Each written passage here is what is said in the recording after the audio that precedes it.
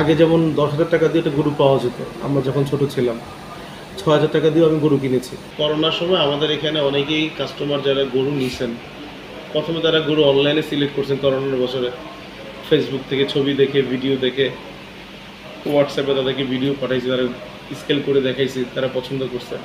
তারা আমাদেরকে বলতেছিল যে ভাই তাহলে গরু ডেলিভারি করতে হবে, করোনার সময় তো আমি বের হবো না বাসা থেকে, আমরা ডেলিভারিও করছি।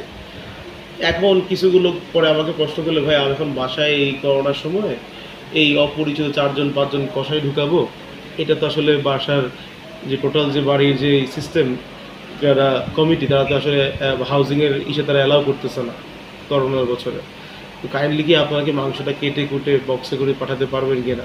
আমরা সেখান থেকে শুরু হয়। আগে যেমন ১০,০০০ টাকা দিয়ে একটা গরু পাওয়া যেত, আমরা যখন ছোট ছিলাম ৬,০০০ টাকা দিয়েও আমি গরু কিনেছি, ৩ মণের মাংস পেয়েছি আমি।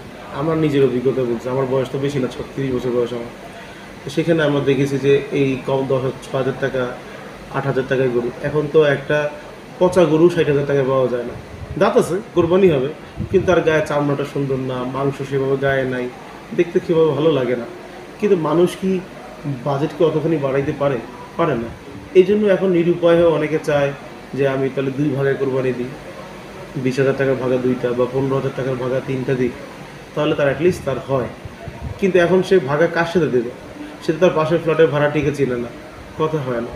আমরা ইট পাথরের শহরে আমরা এখন নেক্সট ডোর নেইবার কী করে সেটা আগে তো আমরা ছোটোবেলা দেখছি আমার মা পাশের ফ্ল্যাট থেকে লবণ আনছে, তারা ভালো কিছু পিঠা নাস্তা রান্না করছে আমাদেরকে দিয়ে গেছে, আমরা আবার কিছু ভালো রান্নাটা দিই।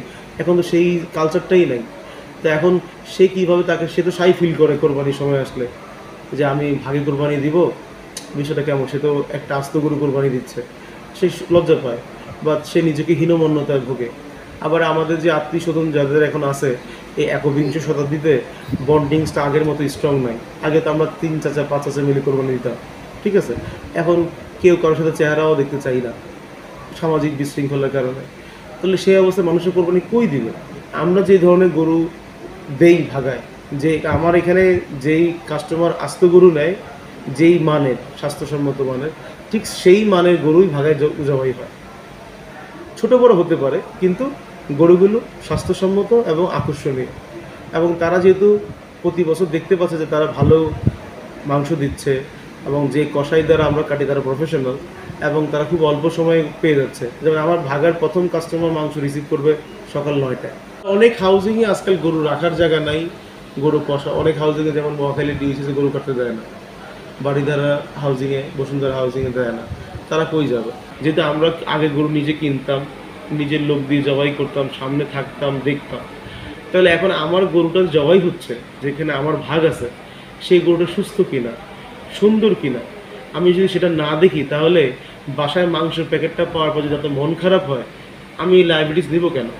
আমার কথা হলো, আপনি আসুন, দেখুন যে আপনার গরুটা কিভাবে আমরা দায়িত্ব নিয়ে জবাই করে দিচ্ছে। যদি আপনি কনফিডেন্সটা গেইন করতে পারেন যে না, তারা আসলে কথা এবং কাজে মিল রাখছে, তাহলে নেক্সট ইয়ার আমাকে আর আপনাকে ফোন দিয়ে বলতে হবে না, স্যার আপনার প্ল্যানটা কি এবছরে।